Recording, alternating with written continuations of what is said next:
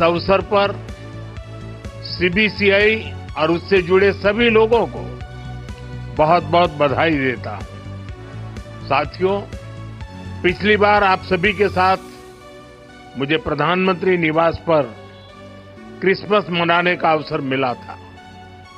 अब आज हम सभी सीबीसीआई के परिसर में इकट्ठा हुए हैं। मैं पहले भी ईस्टर के दौरान यहां सेक्रेड हार्ट कैथेड्रल चर्च आ चुका हूं। साथियों, मुझे विश्वास है हम सबके सामूहिक प्रयास हमारे देश को आगे बढ़ाएंगे। विकसित भारत हम सभी का लक्ष्य है और हमें इसे मिलकर पाना है। ये आने वाली पीढ़ियों के प्रति हमारा दायित्व है कि हम उन्हें एक उज्जवल भारत देकर जाएं।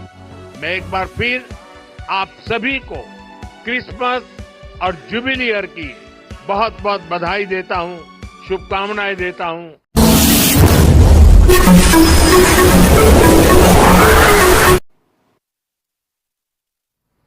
और विशेषकर दुनिया भर में उपस्थित ईसाई समुदाय को क्रिसमस की बहुत बहुत शुभकामनाएं। Merry Christmas. अभी 3-4 दिन पहले मैं अपने साथी भारत सरकार में मंत्री जॉर्ज कुरियन जी के यहां क्रिसमस सेलिब्रेशन में गया था। अब आज आपके बीच उपस्थित होने का आनंद मिल रहा है। Catholic bishops conference of India CBCI का ये आयोजन क्रिसमस की खुशियों में आप सबके साथ जुड़ने का ये अवसर, ये दिन हम सबके लिए यादगार रहने वाला है। ये अवसर इसलिए भी खास है क्योंकि इसी वर्ष सीबीसीआई की स्थापना के 80 वर्ष पूरे हो रहे हैं। मैं इस अवसर पर सीबीसीआई और उससे जुड़े सभी लोगों को बहुत बहुत बधाई देता हूं। साथियों, पिछली बार आप सभी के साथ मुझे प्रधानमंत्री निवास पर क्रिसमस मनाने का अवसर मिला था। अब आज हम सभी सीबीसीआई के परिसर में इकट्ठा हुए हैं। मैं पहले भी ईस्टर के दौरान यहां सेक्रेड हार्ट कैथेड्रल चर्च आ चुका हूं। ये मेरा सौभाग्य है कि मुझे आप सबसे इतना अपनापन मिला है। इतना ही स्नेह मुझे हिज होलीनेस पोप फ्रांसिस से भी मिलता है। इसी साल इटली में G7 समिट के दौरान मुझे हिज होलीनेस पोप फ्रांसिस से मिलने का अवसर मिला था। पिछले 3 वर्ष में यह हमारी दूसरी मुलाकात थी। मैंने उन्हें भारत आने का निमंत्रण भी दिया है। इसी तरह सितंबर में न्यूयॉर्क दौरे पर कार्डिनल पीट्रो पैरोलिन से भी मेरी मुलाकात हुई थी। ये आध्यात्मिक मुलाकात, ये स्पिरिचुअल टॉक्स, इनसे जो ऊर्जा मिलती है वो सेवा के हमारे संकल्प को और मजबूत बनाती है। साथियों, अभी मुझे हिज एमिनेंस कार्डिनल जॉर्ज कुवाकार्ड से मिलने का और उन्हें सम्मानित करने का अवसर मिला है। कुछ ही हफ्ते पहले हिज एमिनेंस कार्डिनल जॉर्ज कुवाकार्ड को हिज होलीनेस पोप फ्रांसिस के कार्डिनल की उपाधि से सम्मानित किया है। इस आयोजन में भारत सरकार ने केंद्रीय मंत्री जॉर्ज कुरियन के नेतृत्व में आधिकारिक रूप से एक हाई लेवल डेलीगेशन भी वहां भेजा था। जब भारत का कोई बेटा सफलता की इस ऊंचाई पर पहुंचता है तो पूरे देश को गर्व होना स्वाभाविक है। मैं कार्डिनल जॉर्ज कुवाकार्ड को फिर एक बार बधाई देता हूं, शुभकामनाएं देता हूं। साथियों, आज आपके बीच आया हूं तो कितना कुछ याद आ रहा है। मेरे लिए वो बहुत संतोष के क्षण थे जब हम एक दशक पहले फादर एलेक्स प्रेम कुमार को युद्धग्रस्त अफगानिस्तान से सुरक्षित बचाकर वापस लाए थे। वो 8 महीने तक वहां बड़ी विपत्ति में फंसे हुए थे, बंधक बने हुए थे। हमारी सरकार ने उन्हें वहां से निकालने के लिए हर संभव प्रयास किया। अफगानिस्तान के उन हालातों में ये कितना मुश्किल रहा होगा, आप अंदाजा लगा सकते हैं। लेकिन हमें इसमें सफलता मिली। उस समय मैंने उनसे और उनके परिवार के सदस्यों से बात भी की थी। उनकी बातचीत को, उनकी उस खुशी को मैं कभी भूल नहीं सकता। इसी तरह हमारे फादर टॉम यमन में बंधक बना दिए गए थे। हमारी सरकार ने वहां भी पूरी ताकत लगाई और हम उन्हें वापस घर लेकर आए। मैंने उन्हें भी अपने घर पर आमंत्रित किया था। जब गल्फ देशों में हमारी नर्स बहनें संकट से घिर गई थी तो भी पूरा देश उनकी चिंता कर रहा था। उन्हें भी घर वापस लाने का हमारा अथक प्रयास रंग लाया। हमारे लिए ये प्रयास केवल डिप्लोमेटिक मिशंस नहीं थे, ये हमारे लिए एक इमोशनल कमिटमेंट था। ये अपने परिवार के किसी सदस्य को बचाकर लाने का मिशन था। भारत के संतान दुनिया में कहीं भी हो, किसी भी विपत्ति में हो, आज का भारत उन्हें हर संकट से बचाकर लाता है, इसे अपना कर्तव्य समझता है। साथियों, भारत अपनी विदेश नीति में भी नेशनल इंटरेस्ट के साथ साथ ह्यूमन इंटरेस्ट को प्राथमिकता देता है। कोरोना के समय पूरी दुनिया ने इसे देखा भी और महसूस भी किया। कोरोना जैसी इतनी बड़ी पैंडेमिक आई, दुनिया के कई देश जो ह्यूमन राइट्स और मानवता की बड़ी बड़ी बातें करते हैं, जो इन बातों को डिप्लोमेटिक वेपन के रूप में इस्तेमाल करते हैं, जरूरत पड़ने पर वो गरीब और छोटे देशों की मदद से पीछे हट गए। उस समय उन्होंने केवल अपने हितों की चिंता की, लेकिन भारत ने परमार्थ भाव से अपने सामर्थ्य से भी आगे जाकर कितने ही देशों की मदद की। हमने दुनिया के 150 से ज्यादा देशों में दवाइयां पहुंचाई, कई देशों को वैक्सीन भेजी।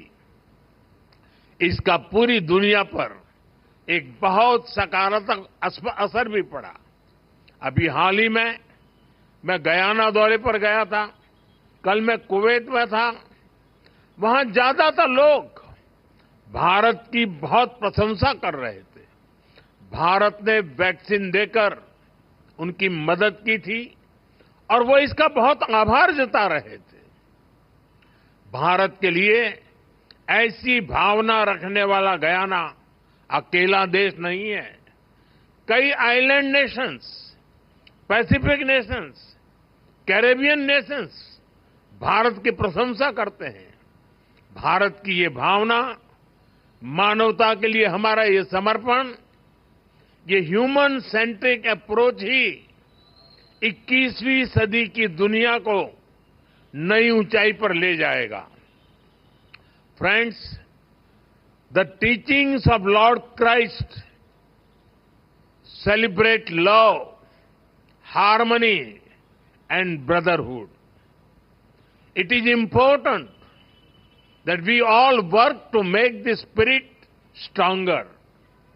but it pains my heart when there are attempts to spread violence and cause disruption in society. Just a few days ago, we saw what happened at a Christmas market in Germany. During Easter in 2019, churches in Sri Lanka were attacked. I went to Colombo to pay homage to those who lost in the bombings. It is important to come together and fight such challenges. Friends, the Christmas is even more special as you begin the Jubilee year, which you all know holds special significance. I wish all of you the very best for the various initiatives for the Jubilee year. This time, for the Jubilee year, you have picked a theme which revolves around hope. The Holy Bible sees hope as a source of strength and peace. It says, there is surely a future hope for you, and your hope will not be cut off.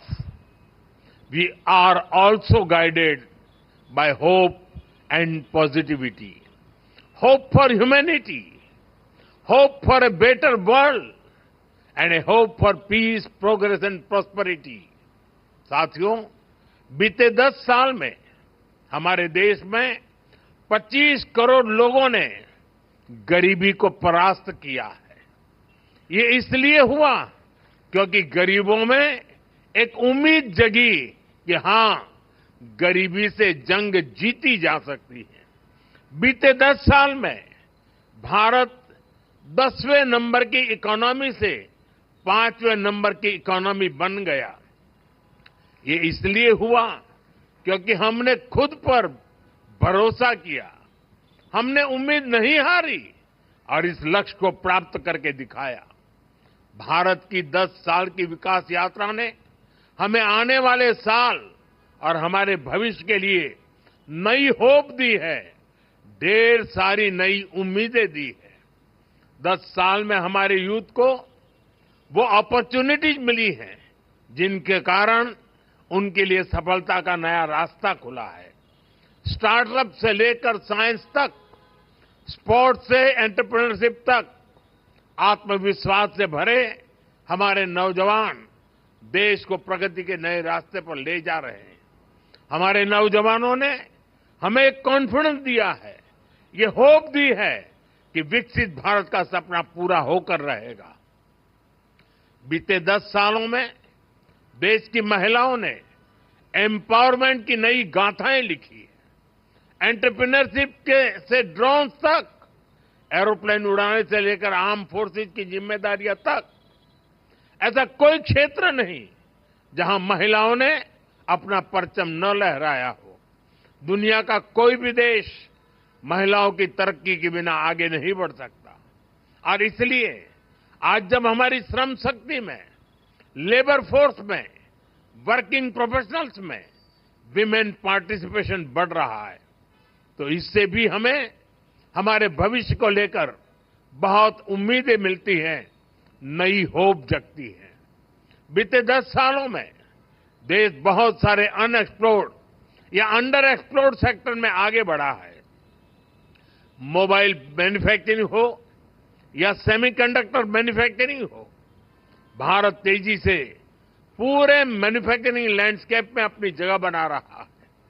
चाहे technology हो या fintech हो, भारत न सिर्फ इनसे गरीब को नई शक्ति दे रहा है, बल्कि खुद को दुनिया के टेक हब के रूप में स्थापित भी कर रहा है। हमारा इंफ्रास्ट्रक्चर बिल्डिंग पेस भी अभूतपूर्व है। हम न सिर्फ हजारों किलोमीटर एक्सप्रेस वे बना रहे हैं, बल्कि अपने गांवों को भी ग्रामीण सड़कों से जोड़ रहे हैं। अच्छे ट्रांसपोर्टेशन के लिए सैकड़ों किलोमीटर के मेट्रो रूट्स बन रहे हैं। भारत की ये सारी उपलब्धियां हमें ये होप और ऑप्टिमिज्म देती हैं कि भारत अपने लक्ष्यों को बहुत तेजी से पूरा कर सकता है और सिर्फ हम ही अपनी उपलब्धियों में इस आशा और विश्वास को नहीं देख रहे हैं, पूरा विश्व भी भारत को इसी होप और ऑप्टिमिज्म के साथ देख रहा। साथियों, बाइबल कहती है कैरी ईच अदर्स बर्डन्स, यानी हम एक दूसरे की चिंता करें, एक दूसरे के कल्याण की भावना रखें। इसी सोच के साथ हमारे संस्थान और संगठन समाज सेवा में एक बहुत बड़ी भूमिका निभाते हैं। शिक्षा के क्षेत्र में नए स्कूलों की स्थापना हो, हर वर्ग हर समाज को शिक्षा के जरिए आगे बढ़ाने के प्रयास हो, स्वास्थ्य के क्षेत्र में सामान्य मानवीय की सेवा के संकल्प हो, हम सब इन्हीं अपनी जिम्मेदारी मानते हैं। साथियों, जीसस क्राइस्ट ने दुनिया को करुणा और निस्वार्थ सेवा का रास्ता दिखाया है। हम क्रिसमस को सेलिब्रेट करते हैं और जीसस को याद करते हैं ताकि हम इन मूल्यों को अपने जीवन में उतार सकें, अपने कर्तव्यों को हमेशा प्राथमिकता दें। मैं मानता हूं ये हमारी व्यक्तिगत जिम्मेदारी भी है, सामाजिक दायित्व भी है और एज अ नेशन भी हमारी ड्यूटी है। आज देश इसी भावना को सबका साथ, सबका विकास और सबका प्रयास के संकल्प के रूप में आगे बढ़ा रहा है। ऐसे कितने ही विषय थे जिनके बारे में पहले कभी नहीं सोचा गया, लेकिन वो मानवीय दृष्टिकोण से सबसे ज्यादा जरूरी था। हमने उन्हें हमारी प्राथमिकता बनाया। हमने सरकार को नियम और औपचारिकताओं से बाहर निकाला। हमने संवेदनशीलता को एक पैरामीटर के रूप में सेट किया। हर गरीब को पक्का घर मिले, हर गांव में बिजली पहुंचे, लोगों के जीवन से अंधेरा दूर हो, लोगों को पीने के लिए साफ पानी मिले, पैसे के अभाव में कोई इलाज से वंचित न रहे। हमने एक ऐसी संवेदनशील व्यवस्था बनाई जो इस तरह की सर्विस की, इस तरह की गवर्नेंस की गारंटी दे सके। आप कल्पना कर सकते हैं, जब एक गरीब परिवार को ये गारंटी मिलती है तो उसके ऊपर से कितनी बड़ी चिंता का बोझ उतरता है।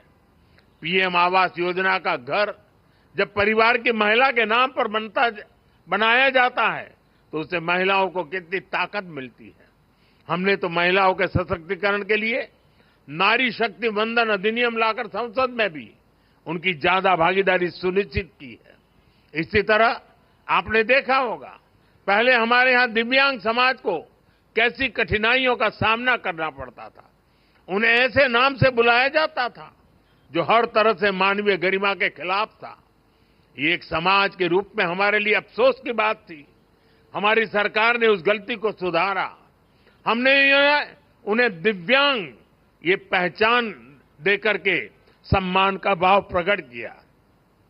आज देश पब्लिक इंफ्रास्ट्रक्चर से लेकर रोजगार तक हर क्षेत्र में दिव्यांगों को प्राथमिकता दे रहा है।